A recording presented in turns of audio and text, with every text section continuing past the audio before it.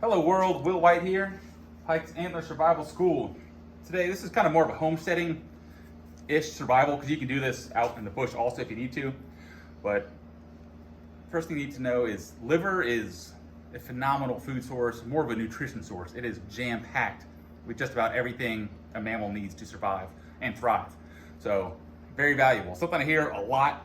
If you want to get healthy, improve your life, learn to like liver. I don't like that because sometimes you just can't learn to like something that you don't like. So I thought of a different way to actually process this so you can get all the benefits from consuming liver without the nasty taste. Essentially what we're doing is making a thick powder. What we're gonna do is slice this in little pieces, dry it, throw it in a blender until you get powder. And then whenever you need some liver, take a little teaspoon, put it in your drink, put it in your smoothie. That's what I do every day. Or just straight to face. Throw it in your mouth, chase it down with some water, whatever you want. Okay. Nothing fancy, the smaller the better, but you don't need to spend a whole lot of time on this. The bigger the slices, the longer you're gonna have to dehydrate it, but you're not really doing anything. Throw it in the dehydrator and just let it do its thing. Maybe it's 1 day, maybe it's 2, maybe it's even 3. But the smaller you cut, the faster it dehydrates and the faster you can have what you want. So I'm just cutting a nice 1/8 inch. Nothing crazy. Go ahead and throw that on the dehydrator and then continue.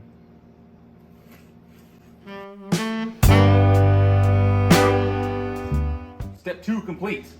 Step 1 is obtaining liver. This is deer from deer killed a week ago.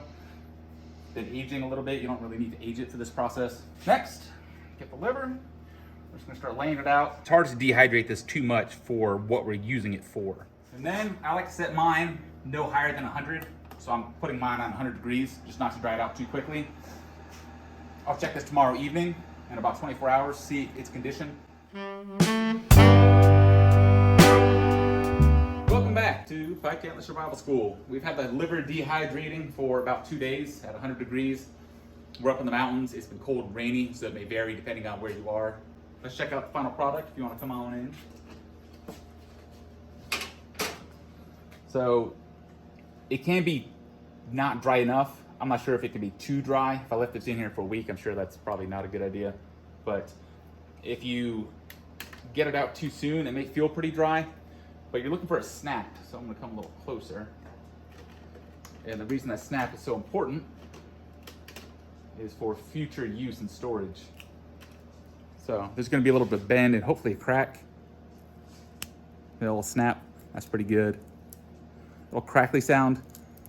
That's pretty good. This is pretty good. This is gonna process just fine. If it's a little too damp, you're gonna run into loss of goods because it's gonna stick inside your blender and getting it out, it's kind of a pain.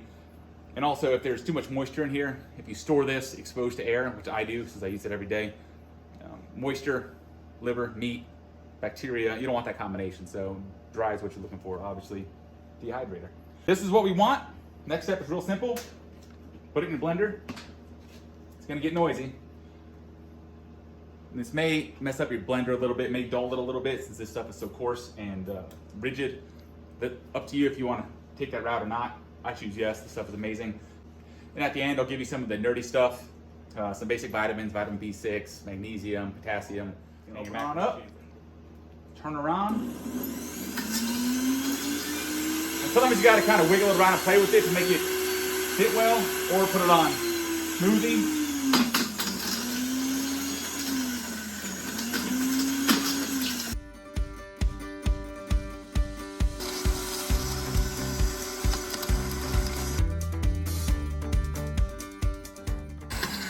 So I have a lovely girlfriend with me. She loves to cook. I don't. This is more my forte, the nitty gritty nasty stuff. But she was like, hey, why don't you break it up in smaller pieces? I rolled my eyes and said, whatever. And then she's right. So pro tip, not my pro tip, her pro tip, break them up into smaller pieces. They blend a lot better, as you can see. All right. So every process, we're always learning. I feel like even if you've done something 1,000 times, there's still room to learn. Even if you're the pro, there's always room to learn. So a few things we've learned so far. Smaller pieces is better, and not running the blender too long. I mean, it is kind of a pain because you're putting stuff in, taking this off, stirring it around, because it's powder. It doesn't really circulate like fluid does. So basically don't run your blender too long because everything gets hot inside. You can start kind of congealing the powder, which is not what you want. So still after 10 minutes, still one piece of liver. Here is our final product. It's just powder, more or less. It's always good to find out how to do something the easy way with like modern tools. Now that you have the basic understanding of how this works, and in a minute you'll understand some nutrients and why it's so valuable to know this. If you're in the field, you don't have a blender obviously, you can always make your own mortar and pestle. Dehydrated liver with the sun, maybe smoke it if you need to. Longer process, but basically dry it out and grind it up, mortar and pestle, and you can have your own powder. In the field, survival, best options, honestly, just to go ahead and eat it.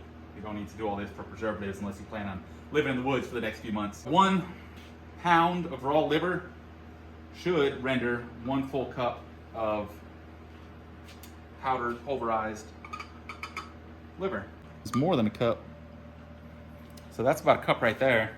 We still have plenty left. I can go on for days with all the benefits of liver. Essentially what you need to know is, we believe mushrooms and avocados are superfoods. If liver were having a conversation with avocados, they would say, step aside, I'm a superfood to a superfood. So liver is just jam-packed with nutrients. We can almost live off liver alone and live actually pretty well for a pretty long period of time. Meat is not packed with nearly as many nutrients and vitamins and minerals as liver. One thing in here is cholesterol. There's been a lot of debate on that over the past 50 years on, is cholesterol good, is it bad, is there good cholesterol, bad cholesterol? You can research, if you have an opinion on something, you can look up that opinion and find stuff that will support your opinion. So, who knows the truth? I don't know for sure, I'm not a doctor, but I'm gonna start out with cholesterol. So 1/2 of a teaspoon, which is a very little amount, will give you roughly 13.09 milligrams of cholesterol, 1 gram of protein, 13 milligrams of sodium, very important in survival, potassium, 5 milligrams, very important in survival. Vitamins for your immune system, vitamin C and B6. Vitamin C, you get 1.5% of your daily needs. This is all ballpark. B6, 1%, and iron, 3.6% of your daily needs. Overall, the abundance of nutrients that we need to stay alive are in this liver. So this is enough to last me well over a month, getting a good amount of vitamins and minerals every day. Now you know, stay alive as long as Whoa. I'm sure you're thinking, that does not sound that impressive. So let's give you some numbers. Liver has 100 times the amount of protein than raspberry per volume. Liver also has 33 times the amount of protein per volume than dandelion.